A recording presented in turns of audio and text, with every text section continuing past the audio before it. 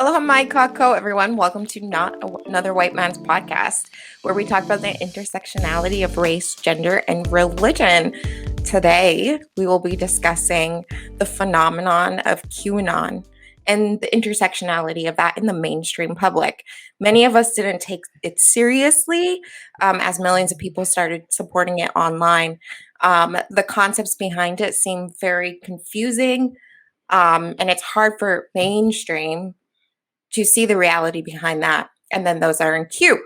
So, anyway, this is about our intersection in the real world with QAnon and how that goes about. So, before we begin, let's go around and introduce ourselves. Hi, everyone. My name is Brandee Blocker Anderson. I am a lawyer, educator, and the CEO and founder of the Anti-Racism Academy. Hi, I'm Haleh. I am also an attorney, and I'm a business community development director in my town. Hi, and my name is Kendra. I am an entertainer based in Massachusetts. And then my name is Seanna Pieper-Jordan. I am stationed out of Honolulu, Hawaii, bringing in the Indigenous perspective. Ashe. All right. So before we get into it, I wanted to ground the conversation in a very personal experience that Seanna alluded to in the intro. So as you all know, we've been doing Not Another White Man's Podcast for the past few months, and we've had a lot of lively discussion about various topics. And so color me surprised when I won't name him, but when a musical artist who has a much bigger following than we do reached out about being on the podcast. So, my initial thought when I spoke to my co-host was, oh, maybe this would be really cool, an opportunity to pick up some new audience members, learn more about this musician. This sounds like a really great opportunity. And so, we did our Googles. And we didn't find anything out there that gave us an immediate red flag, but something in my spirit told me, don't trust it. Don't trust it. So, we talked about it beforehand, like, what if this person's crazy? What if it goes left? And, we all decided, you know what? We'll go into this. And, if it goes left, we can just, dead it, right? And to our surprise, this musician of color got on our podcast, and in the middle of our pleasant conversation about, music and race and these things, started dropping in like MAGA QAnon talking points. Yeah. And so I was shooketh. Definitely was not how I first saw that conversation going. And so I guess, I want to let my co-host in and talk about, the experience. So what were some of the things that jumped out at you on that conversation? And then we can get into sort of our reasoning behind deciding to ultimately not air the episode. So we have to talk about the fact of how we discovered that he was a QAnon supporter in a well-known one. So we're sitting on this we're talking to him on the podcast, and he's really pleasant, nice. He seems very intellectual. This guy is pleasant. He's intellectual. He's answering a lot of our questions when we're talking about race and gender and hip hop. And then, like Brandee said, there was low-key drops. One of them was about the discussion over the word redskin with the Washington Redskins, saying there's there is a cancel culture. And I said, hold up a second. That word actually means killing someone, especially natives. Anyway, besides the point, he mentioned, Kendra, go into he mentioned that he was on a BBC episode when we had gotten to 45-minute mark. Yeah, and there was a few other things. He had said people are listening to all these violent protesters about Black Lives Matter, but they're not listening to Christopher Dorner, who was a previous cop. And we were all like, Christopher Dorner killed people. That's why his message didn't really come across. He killed many people. But then he was like, yeah, and there's people are just so far up the Democrats' asses, or he didn't say exactly that, but it was kind of people are sticking to the Democrats. And I said this in an interview I did with the BBC. So I was like, okay. So I typed in his name, BBC, there was a 6-minute news segment on QAnon, and he was in there wearing a MAGA hat, being like, COVID. I feel like COVID's probably a scam. I believe this and that. So I direct messaged Brandee, and I was like, found the interview. This is why he's like this, probably. And it was a lot. And yeah, there was a few things he was saying, and the way he was saying it was like, I don't know if I would be able to express my viewpoint countering his while being respectful. So I kind of stood back. I think everyone else on the podcast did a great job of being like, I disagree with that point, but yeah, racism is bad, redirecting some of his points. But yeah, it was wild. It was a lot. Yeah. So and what was interesting to our audience, what was interesting is when we did correct him, or when we did give our opposing views, he kind of just shut up. He didn't argue back. It seemed really respectful to us. He's like, oh, okay. So, but he had already dropped those horrible comments in at the beginning. And, there was somewhat of a discussion. But we also talk, the thing about QAnon is they have some of these quote unquote conspiracy theories that they believe in. And it's an amalgamation of different conspiracy theories. And then on top of that, the diversity within QAnon, the Qs, is quite shocking. So you don't know who it is. I was not prepared for this man to be a Q supporter. Yeah. Yeah, and I think in the BBC interview, he had also mentioned that he had gotten to QAnon as recently as last year, during the pandemic when things had just shut down. So it was kind of a quick escalation. I don't know what he was like before, but a few months into the pandemic, he was MAGA hat, Q has the truth and Hillary Clinton eats babies. So, well, that's the thing that scares me, I think, the most about these folks is that it seems like, these have to be your tinfoil hat wearing, far, but no, yeah, some of these people had real jobs, and were real people. Not to say tinfoil hat wearers are not real people, but these are people who you at least. Yeah, they had respectable careers and seemed reasonable in a lot of aspects of their life. And educated, would not necessarily believe things that are as far-fetched as the things that the Q people believe. It's shocking.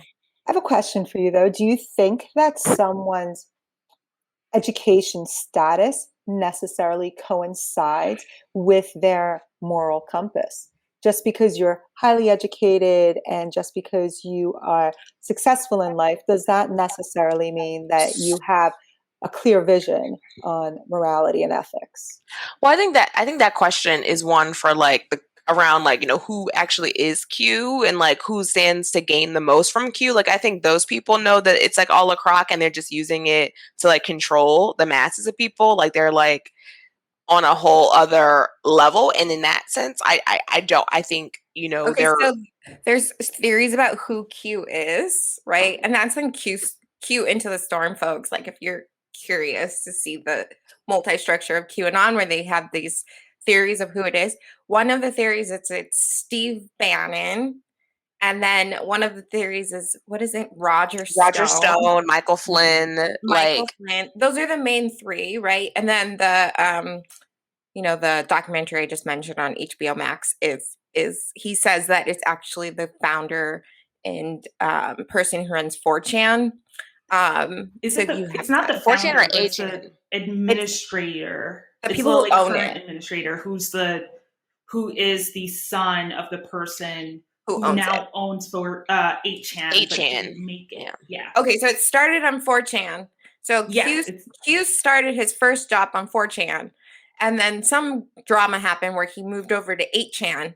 And then 8chan, we can have a let's get back to where we were just starting. Anyway, so the idea is this Q person could be anyone, could be to control the masses, or it could be somebody who's just also crazy. Yeah. And my theory is that like I think Donald Trump actually believes this stuff, but I do think like after they realized and did the math and saw that this was going to like help his political campaign, I do believe like he and people, he definitely had no problem with egging it on, just like with the what was the boys from the, what are they called? Stand back, and stand by. Oh, the Proud Boys. Yeah, like I think he has no problem with like egging this shit on. Like he's like, oh, what's QAnon, and like does a little hand code and like does something weird just so they can like have something to run with. And I think he's also said it's like, oh, QAnon, like people who are part of QAnon, they're not bad people. They're people who just want to get to the truth. Which like is that the sad part is like, I don't think any government official should say that and like egg this on. The sad part is like there are, as we saw in the documentary, a lot of people who like aren't necessarily like bad or evil or dumb. They're people who sense that there is something wrong in government, and there is, but the way but they were led down a path that is very bizarre, right? Like instead of someone like coming in and being like, hey, like, yeah, let's talk about imperialism, or like, let's talk about like corporations and like, let's talk about this. They were led towards a path that's like, yeah, there's like Satan worshiping pedophiles, and that's why we have war, which doesn't, I think it's fair to talk about education status. There probably are though some QAnon followers who like went to Yale or like went to like have like many degrees. Like I mean the like Unabomber didn't he have a PhD from Harvard? Sometimes like no matter what school you went to, you're just wild. I don't think that being educated necessarily means that you are always going to be able to follow the right path and know what's fake and what's not fake, because so much of what we think and accept in society has to be based on a belief and a faith in whether it's an institution that you're following or a leader you're going after. Like there's a certain level of that. So I think that you could have intelligent people who go down the paths of QAnon and other cult-like groups. I'm not sure education has anything really to do with it. I think it does and it doesn't. Like, I think a part of one aspect of an effective education is teaching people like discernment, especially around like sources.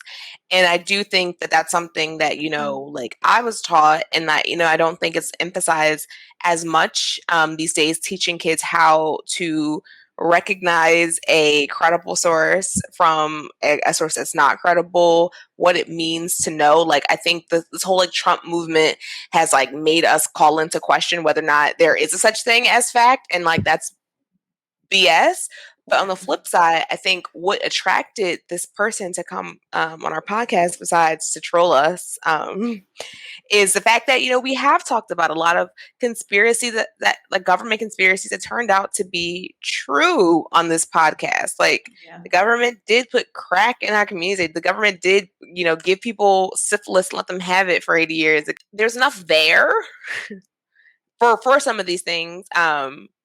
For people to like latch on to conspiracies. I think the problem though is when the tone of them are for the purpose of like ending the democracy or supporting white supremacy. It's like, it's not even enough evidence there to buy into this. So it's like, how could you believe that there's a child pedophilia dungeon underneath a pizzeria?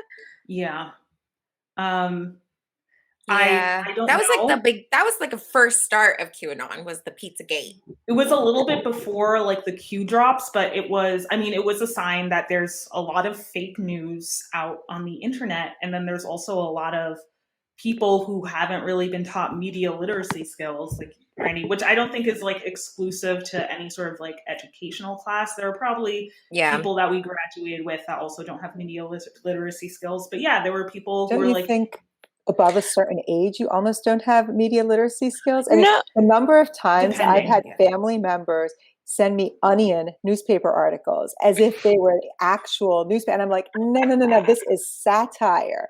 And there's also a part of that. They just don't know. Now, maybe it's also the immigrant thing. Like they wouldn't pick up on the sarcasm. No, there's like Lucy from like Louisville, Kentucky, who would also send an Onion article and be like, "This is disgusting. What has the country come to?" They don't know. They just don't know. But I would say that is a product of a like crappy education system, because like one of the things you're supposed to learn before you graduate from school is how to make an argument, like whether it's a 5-paragraph essay or a full-on term paper, and like somewhere along the way someone was supposed to tell you about different kinds of sources and the difference between a fact and an opinion, something that could be verified versus something that can't be verified. Like, well, I mean, I think a lot of people aren't getting it. I can't believe I'm about to pull an age card here. Like they still talk about creationism in some of these schools down south. Yeah. So I think some of this stuff does have to do with age, though, because if you are above a certain age, I would say that age is potentially even 45 and up. This entire internet revolution did not exist. So before that, you were like, it's a newspaper. All newspapers are credible. It has a name. It has a title. It looks newsworthy. It's believable. That's it. And there is like a cohort of people that are above that age that, and I think 45 is on the young age. I think most would be 55 and up for sure. 45 and 55, it's like that in between. Did you miss the boat or not miss the revolution? But above 55, they just really don't know. They think that if it's official, it means it's official. They're like the other extreme. Not everyone. And I don't think that all school systems are equal. And I don't think that all children at this age are being educated the same. And I'll give you the other end of it. I do have kids who in school, they're telling them what's what, and high school, college kids. And now they're at the point, some of my kids are, where they don't believe anything, nothing, because they're now so skeptical. I was actually reading one of my kids, like a book, like a medical textbook. Okay. I'm going through, and he couldn't believe like the stuff that was in there. And he's like, about how like the lung has capillaries and how long, your intestines are, and you could stretch them out over several miles. He's like, fake news. It's all made up. I don't believe it. Yikes. I mean, it's fake news. I'm reading it off a book. It's a medical book. Like doctors have to know this. So now, it's the other extreme is what's happening. And I think you're just as susceptible to QAnon conspiracy things when you go to the other extreme. Because then what happens is you're like, I'll just believe whatever my friend believes in. And if my friend says it's okay.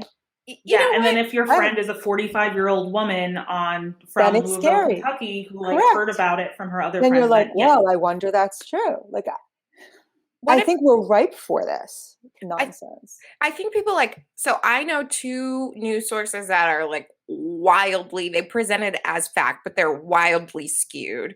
And that is, 3, that is Fox, CNN, and MSNBC. Like they do report fact, but it's so skewed in one direction or another direction.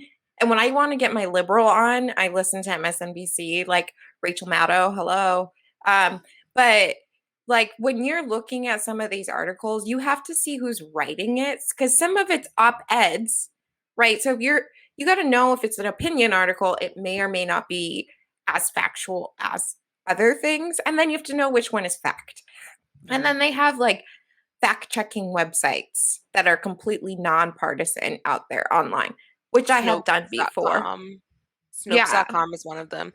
But just to go back to your point, Haleh, I think like one of the problems is that so much racism was justified in books using like actual scientists to be like, Black people and women are just inferior, or, people of color, like they're just not as human as, white people are. And these were in books for many, many years. Even if you look at something like the DSM, I don't know, the diagnostic manual of like mental disorders, didn't they just take homosexuality out?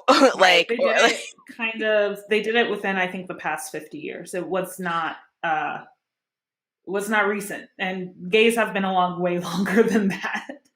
It's just, but the fact that was listed as a mental illness, or even just the number of women who are locked up for hysteria, for just I don't want to have rights, or I don't know. So there is a lot of evidence in the past of government systems like censoring or deliberately putting out misinformation.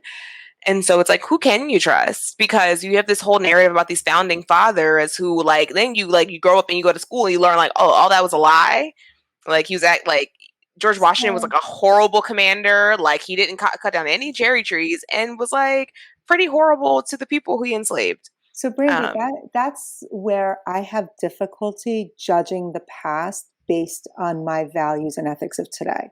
Because I do think that anytime I look at the past through my lens, it's going to look really bad and it's not going to be okay. And I think that we have to look at the past and judge them by their standards because what we're facing now is the repercussions of what happens when we judge them by today's standards.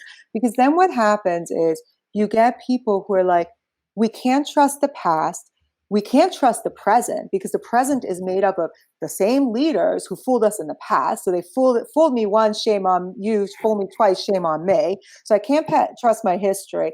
I can't trust my leaders today. I can't trust any. And then you get into like this difficult scenario where you only trust like 2 or 3 people that you know. And that also takes us into like a bad space. So, but I don't think it's as simple. I don't necessarily agree with that though. Like, well, one, just to go to that point, because I think it's a often, like people say this often. It's like I judge those people by how my ancestors would have judged them.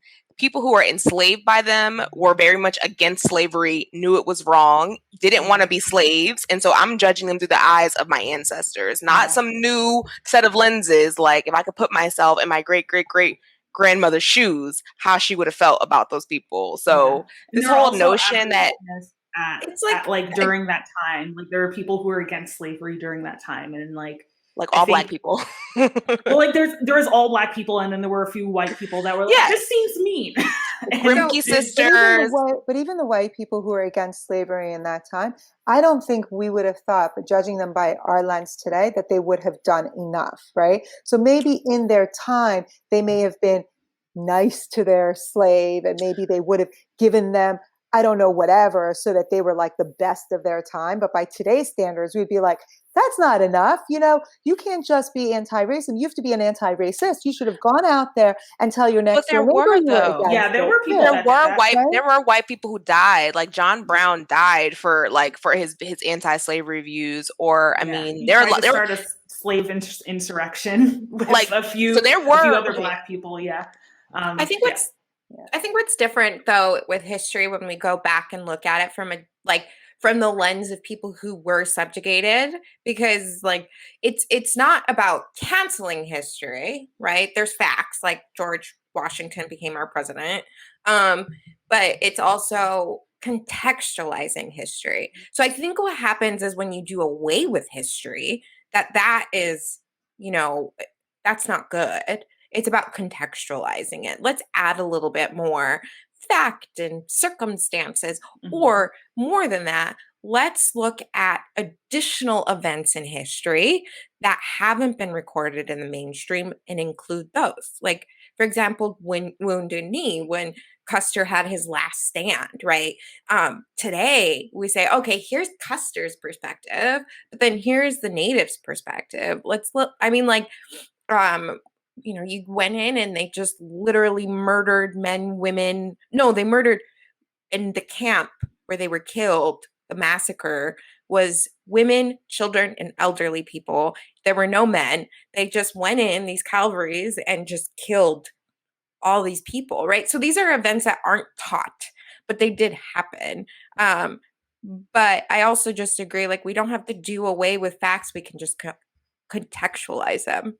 Yeah, but we also don't have to continue buying into these narratives that these people were good or valorizing people. Like, I think that's a part of why people don't trust history, is because like revisionists go back in and make people into heroes when they weren't, and they add on like the extra razzle dazzle, and it's just wrong. And I think it's a part of our duty as people who do have access to the information to get it out there, to let people know, like, actually, like, George Washington was so vicious, like, in his slave holding, that when he moved to Pennsylvania after his presidency, he would leave the state every 6 months just to reset the clock on his slaves, because there was a rule or a law in Pennsylvania that said if you were not born into slavery as a Black person, when you come into the state, within 6 months, you have to be set free. And so he would go outside of the city like every 6 months just to reset the clock. And actually, one of the enslaved women under his like property owner, I mean, like whatever, ran away, and he spent the last few years of his life trying to chase her down and get her back. So this man was psycho, and also he was a really really shitty battle commander. From what I understand, I've heard that from other people, that he was mostly chosen as a compromise between the South and the North, because a lot of the people involved in the beginning of our government felt like there was too much activity in the North, when we think about the Boston Tea Party and stuff, and they wanted some representation. So he was representation politics. He was rich. He was the wealthiest man in America. When his father came here, they took advantage of the indentured servant rules, and they were able to get all this land for virtually free, and then owned hundreds of slaves throughout his lifetime. Can I bring this into today? Let me bring this into today and the person that we interviewed, right? And I just want to bring our conversation and connect it to the difficulty we had with. So we interviewed a person who, in the course of the interview, we discovered that he also had the QAnon views that were not good. And we had a lot of conversation behind the scenes of what do we do? Do we engage and bring forward conversation with a person where half the conversation was interesting intellectual conversation about the music industry and very thoughtful about, perspectives and poetry and how you can connect to people? Do we bring that forward, or do we not, because there's this other, negative side, right? And as we're talking about history, it makes me think what if you decide one way or another, then another narrative comes forward, right? I think there's danger. Okay, so going back to the audience, Loki talking about presidents that came to in the modern era and these crazy presidents. When Obama was in the presidency, he took all the Andrew Jackson paintings out of the White House and put them in storage. And then when Trump came in, he put the Andrew Jackson portrait in his office or something. So okay, that stuff can come into the modern world. Okay, going back to the question though, I think when we look at the debates today about Facebook and Twitter and all these giants of technology, and everybody's putting them down, saying why are you allowing these people a platform? Why aren't you taking them down? This narrative is a danger. The narrative that the insurrection happened of was QAnon, Proud Boys, etc. And so we can criticize the tech giants, right, for not doing more. But then we're going to give a platform to it. It's dangerous. This message is dangerous. Yeah. So anyway, that's my stand. So audience, we went 2 weeks back and forth of whether or not we should post that podcast, that interview. Yeah, there was a lot of things to consider in addition to QAnon is a very dangerous and very, it's dangerous conspiracy theory that a lot of people are sucked into. It was also would supporters of this particular musician attack us for being critical of his views? Is there a way that we could put out this interview while making it clear that we completely disagree with him and everything he said was bullshit? There's a part of me that's I went through the pain of listening to this man. I wanted something to come through, to come through with it. But everything Seanna says makes sense and is right. Yeah, there was a lot of things. And I think, the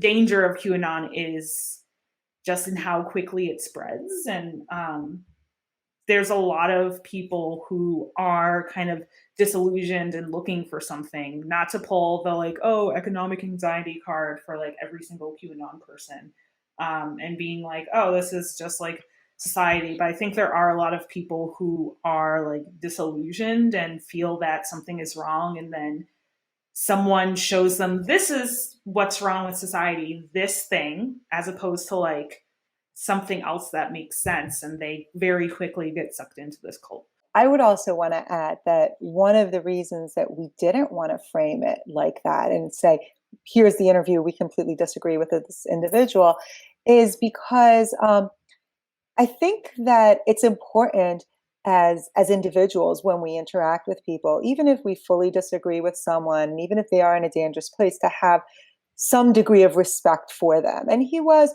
respectful when he spoke with us. And I think like we're careful not to mention this individual's name because at the end of the day, like it's our personal relationships and individual conversations that make an impact. And maybe some of the conversations that we had makes him think in a different way, makes this individual see things differently. I know that for me, you see the complexity of this person, right? It's not like a QAnon supporter is a caricature. It's someone who is, in this particular case was thoughtful and looked at different things.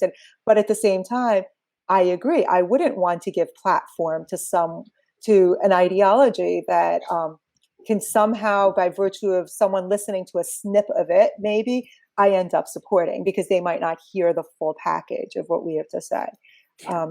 So the documentary on HBO Max, Q Into the Storm, it goes on with 6 episodes in this concept of freedom of speech and like the ability to be accessed online, like a free internet without any filter whatsoever. That's the underlying debate in that, because you have the folks at 8chan who are, and then all the supporters who are saying like, you should be able to post anything you want in the internet. There should be no censorship. And yet, when these mass shootings happened and they had all these pages of white nationalists, not just white nationalists, like straight up Nazis. And you remember the shooting at Christchurch in New Zealand? That person placed his manifesto on 8chan and he streamed the killing. And it took them 24 hours to go on and take down the manifesto and to take down the video. And the reason why was because they got political pressure to take it down. Mm-hmm. Whereas prior in the interviews, they were saying, prior to taking it down, we're saying we shouldn't have to take down videos and the manifesto because we don't want to do censorship. And yet, literally, it's a snuff video being allowed to be viewed. And so the danger of that argument is there. Yeah, I agree. I think in general, I think QAnon shows like that this country is not good at trying to reconcile a lot of different things. Like the fact that QAnon became so popular is very wild and bizarre to me. And the free speech issue did come up, and there was a snippet. They also interviewed the creator of 4chan, who I think his name is Fred Brennan. That's his name. And he created 4chan. I think he literally said when he was 19, coming down off of drugs, or 8chan. Sorry, he created 8chan. Yeah. Like when he was coming down of, like, he did not expect 8chan to be a big thing. And I remember he said in the interview, like, as a kid, when I grow up, people kept talking about freedom of speech as one of the main pillar stones of America and what makes America different from other countries. And that's what I went into not QAnon, 8chan thinking. But then going through 8chan and hearing or reading what people said under the cloak of anonymity, like, there was a lot of hateful stuff. And he was like, I could not handle being the administrator or moderator of that website because it was a lot of things that were just very disgusting. And he's someone who is disabled and has like a motorized wheelchair. And I think part of it was also like there are people who straight up said that they hated people like me, and it's exhausting to go through that. And I don't think the US has really reconciled this idea of freedom, this like very abstract idea of freedom of speech, like people should not be oppressed for what they say, which like, yeah, people shouldn't be oppressed. And then also, maybe try to be nice. Like we haven't really like thought of a very cohesive thesis to how people should act on the internet so far. I think also a lot of what is like given home in places like 4chan and 8chan is this like obsession with the past where white men were free to like rape kids and like do these bad things.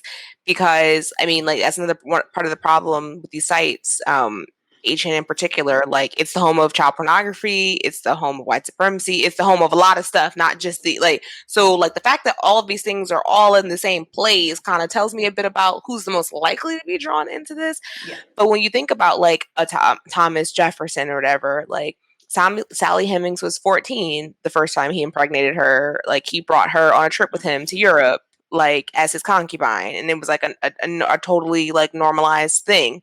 And I think that there are white men who long for the days where like white men could get away with shit like that. I do have to point out though that the majority of Q supporters were not actively going on to 8chan, right? Yeah, so it was like right. So they didn't see the background of like the platform that Q was posting on, right? So like Q was posting on these websites, so obviously he knows what's up, and then yet they're getting they're getting it secondhand. They're not actually going on 8chan. There were various websites where it basically just dropped what's called Q drops, which is where the person named Q, whoever they are, or maybe it's more than one person, wrote what, had their little message. There were other websites that had none of the 4chan stuff where it was just tons of Q posts. And a lot of Q anon supporters or people who believe in the conspiracy theory, when they were interviewed for the documentary, they're like,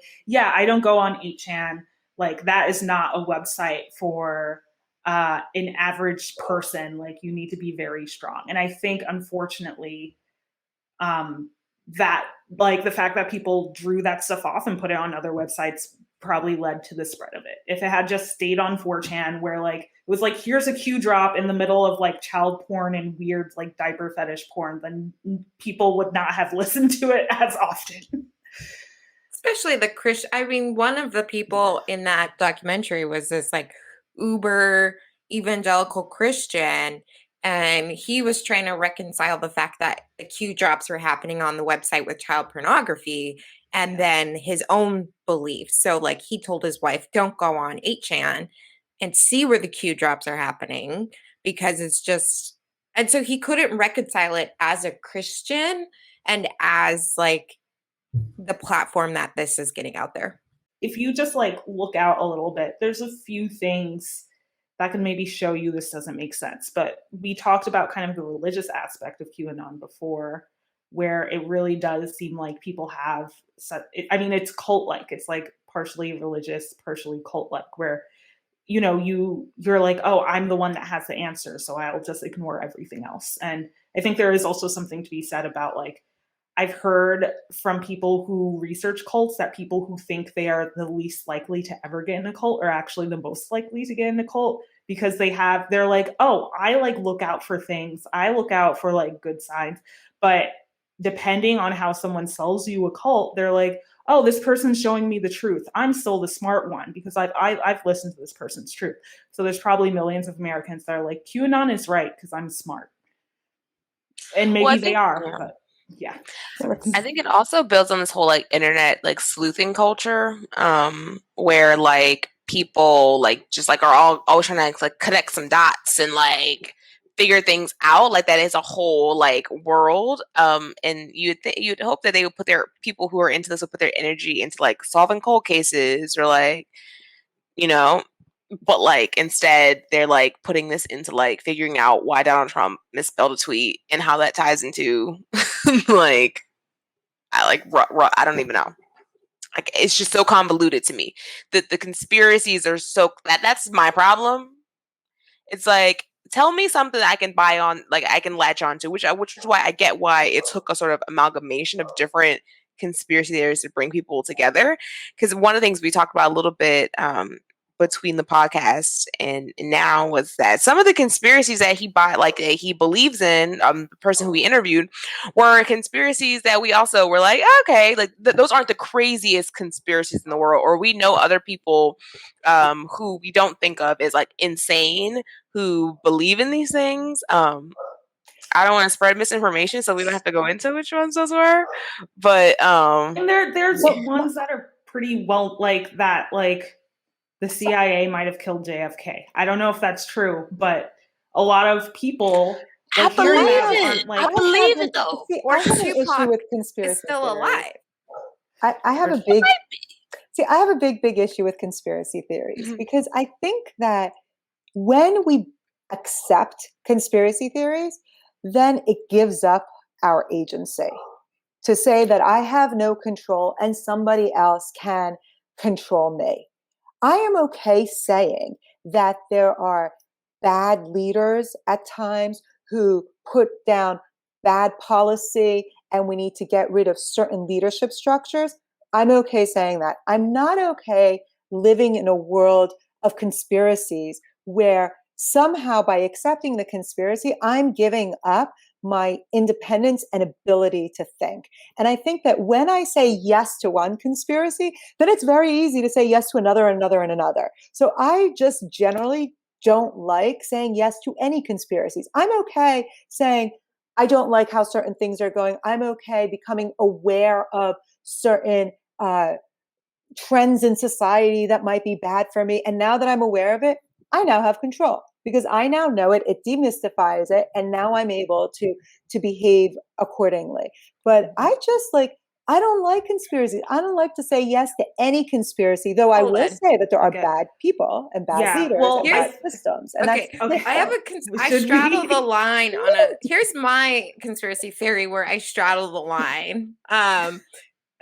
Okay, low key, I'm putting it out there, but I don't know whether or not there's alien spaceships that come to the world. And so, okay, so like I've gone down that road. First of all, people live in Montana, and when you live in Montana, there are so many people that look up in the sky, and there's objects that are flying that don't defy, you know, our rules here. Anyway, so and it wasn't until the DoD, Department of Defense, put out those Tic Tac videos. Have you guys seen them? Where they show the space, they show unidentified objects moving against physics of our world alongside jets. And it was officially released by the DoD. And then this was saying like, oh, these objects in the sky, whether or not they're aliens, do occur. And then you have like all of these, like the British, and it wasn't until like 2016, I think the video was, I was like, it's like, maybe I'm straddling the line and it may have some fact. Maybe not, Seanna. Maybe it has to do in how it's framed. Okay. I guess I wouldn't want to frame it by saying there is this vast conspiracy by the government to hide these alien races that are coming to Earth versus framing it as, you know, there might be some things that are out there and I've got to put some trust in someone protecting me, defending me, like looking into it. Maybe some things need to be a little bit quiet for a while until we figure it out. Maybe maybe we cause mass hysteria by putting it out there. Like it's just a different framing. So could I also think like, I could get on that boat with you, Seanna, that there's been alien things that have come onto Earth, but I'm not then going to say there's a conspiracy to hide it. I would be more in the boat of, okay, maybe it's not out because of, I don't know, we've all been like in leadership roles as like a teacher at a school or like heading a program or something. Sometimes you just keep things a little bit quieter because it doesn't make sense for it to come let's out. talk about let's continue talking about aliens and like holding information. Okay. So I think there's enough of the populace that may or may not believe in that, because if you even look way back when they had the radio, the guy was reading War of the Worlds on the radio, and there was mass hysteria of people actually believing that we were being taken over. So that kind of like goes against your point, Haleh, about withholding facts to prevent hysteria, when as soon, like, I don't know. Yeah. But that shows it, right? That's like the perfect example, right? Let's say that there actually was. Look what happened. Everyone went hysterical, right? So like maybe like I'm just saying it has to do with the framing of it rather than say I've got no control. I'm living in this vast conspiracy of them hiding everything from me. Instead saying, okay, listen, I'll keep an open mind. I personally think that there could be these things, even though they're telling me there isn't, because I'll accept the idea that some things aren't coming to me. I can go with that. Yeah. But to label it as a conspiracy takes away my power. Well, I think that, go ahead.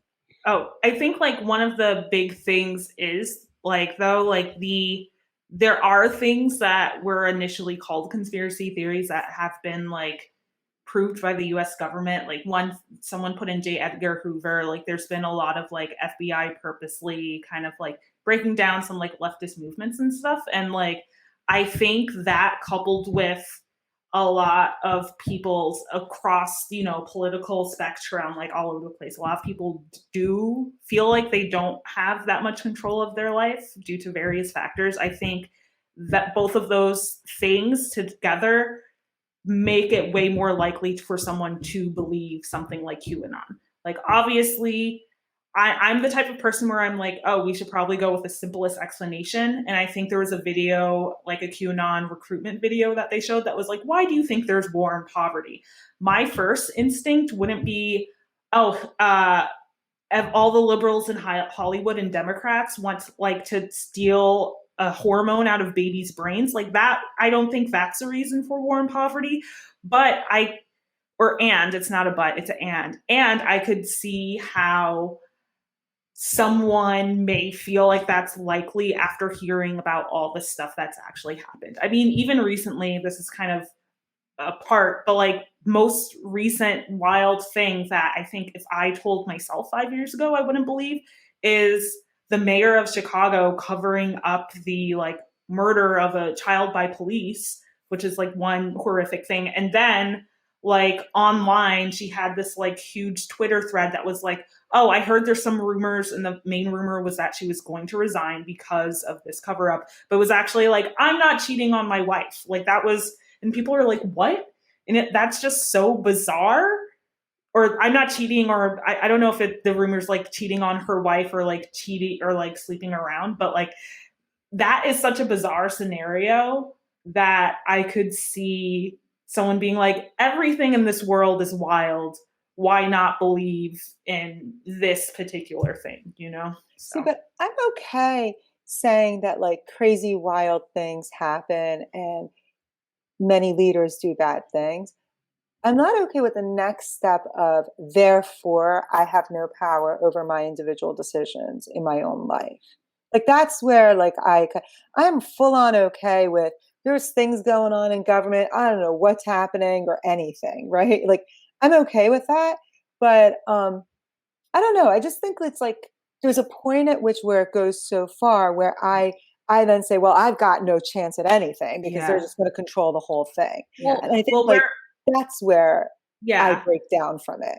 And I think we also should understand we are all people who like are have a pretty good amount of money, probably more than the average American. But if you are like living in poverty, you probably have more of that feeling of like, no matter what I do individually, it's not going to matter because there's always going to be something else, right? Like if like you cut down on like drinking coffee once a week and you're still not able to like afford a new house or get out of debt, then even though like, of course, like, there are probably some individual choices people could make to make their lives better, but it's like by how much if you are in poverty, right? So like, it's probably that like feeling, which like I understand you're saying like that's not necessarily, it doesn't actually necessarily mean that it's transferable, and like I never want to remove people's agency, and I could see how that disillusionment could bleed into other parts of your life depending on where you are. But I feel like sometimes people need to be disillusioned. Like it's like that kind of is what comes along with knowledge. The more you learn, the more you realize like dang, like things are really messed up. Like they say, ignorance is bliss, and it reminds me a lot of like 1984. I don't know if you all have read that book, but it challenges the idea of like what is knowledge, what is knowing when like you have a all powerful authoritarian government that can like disappear you or change the news or erase someone from history.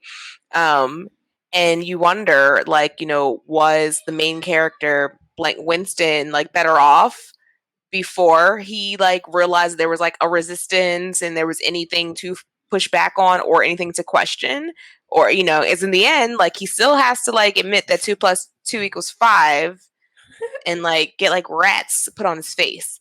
So let's talk about a real world phenomenon about awakening when you get the facts. Like, so going back to the Catholicism, they literally did not allow, like, people didn't know how to read. The masses did not know how to read. They would not give them the Bible. For so many years, women were not also allowed to read. And so the moment that literacy started picking up and they actually could read the Bible, there was an awakening, and then you have all this like the Protestants and blah blah blah blah blah, like that started all. We can just talk about the role of Catholicism. They literally killed people for thinking the earth or for saying the earth is round. Like, it's so interesting how you say that. Like knowledge is power, right? Like, and I just grew up with my family always. My mom always saying to me that, look, we could get kicked out of one country to another. We can lose our money, gain it, go up and down, whatever it is, but nobody can ever take away what's in your brain. So study, learn, and put that knowledge in your head, because that's what's going to be able to give you power. And, it's interesting. I didn't know that, like, Protestantism and all of that came about after the masses started to read, right? Because then you get power, and now you have the ability to think in a different way, and your thoughts propel your action. And that's how I was raised, like having been kicked out of one country to another because of our religion and having that history, like that was like drummed into my head. You never know if you're going to have money today or tomorrow. You never know if this is going to be where you're going to live for your entire life. So study your butt off and put as much, have a trade that you can take with you at a moment's notice without having to pack it in your bag. QAnon just proves this country is in such a bad place. The fact that there is this huge thing with the chickens are coming back to roost, basically. Well, I think what brought it all to a head for a lot of people is January 6th. And it sort of like brings us full circle from our first podcast episode, and thinking about like how the Proud Boys and QAnon and all these forces sort of came together to like literally try to overthrow the government. And so I think that's, for me, like the scary part, like that there are people who are so detached from reality that they could literally like tear our country apart. I was hoping that January 6th kind of became a wake-up call for a lot of people. My understanding is that there were a lot of QAnon people who left the movement as a result of January 6th, that it kind of opened their eyes and they saw that this went too far. And then after that, when they had a couple other dates, like January 25th, and like all of their dates came and went, and their Q savior did not come. And so my understanding is that there's a lot of people that have kind of walked away. And so I hope that that's true, because who the heck knows what you're reading anymore? But I hope that there's some truth to that. So my hope is, like, when we do these podcasts and we talk, is that we are opening people's minds and thoughts to figure out different ways to start seeing life in a different perspective, start seeing like things that we didn't know, to contextualize history, or to, not give agency to someone who's like a Q supporter entirely and putting them out there in the name of free speech. I mean, this is like not a new story for me. Like I'm Jewish, and oftentimes like there have been like Holocaust deniers. And through the years, like we've had programs where someone will say, do we bring a Holocaust denier to speak up against the person, about what's going on in the Holocaust?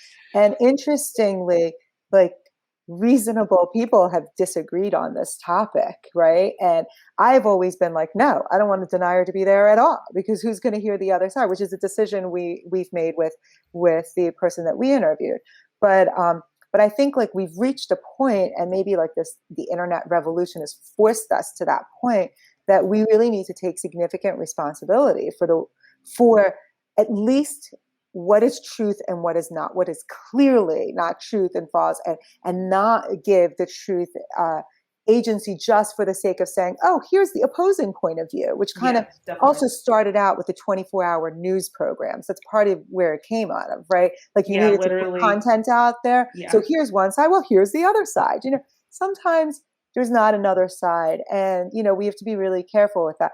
Now, I'll tell you something else that happened to me once, which was so we were trying to put a program out, a women's organization program, and the idea came out, why don't we have Monica Lewinsky come and speak at this event, because she speaks about bullying platform and women, and for those of you who don't know, Monica Lewinsky is she was an intern in the Bill Clinton White House, in the Clinton White House, and they had sexual relations with each other. And she ended up being kind of like the first victim of this internet revolution, where her story became worldwide news. Like before that, something happened in America, you went to another country, nobody knew. You'd have to go on microfiche and, on the library, track down a news story about someone.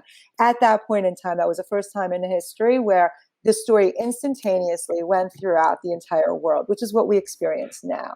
And she does all of these talks about like that, and being bullied, and what do you do as a woman, et cetera, et cetera. Well, we ended up not having her come and speak at an event, because it happened to be the year that Hillary Clinton was running against Donald Trump for the presidency.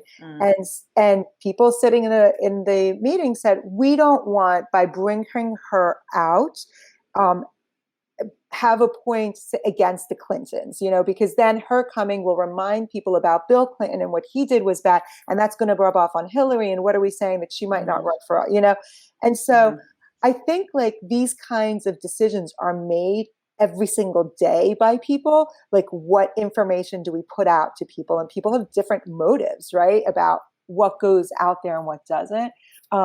And I think like what I respect about all of us is like we sat around and we really like grappled with, do we bring someone in who we disagree with, and how, and even that we're having this conversation, I think it's like a leadership type of thing to do, right? Because to the top, we're telling people, hey, going back to the aliens, do you want to know about the aliens or not? There could be aliens, but let's just kind of talk about it. We're putting it out there, but like, we're going to not do it. And we're not like, I think like having that conversation out in the open, like says a lot about this platform and the Anti-Racism Academy, that like, it's important to really acknowledge like what else is out there, because these issues sometimes do get complicated.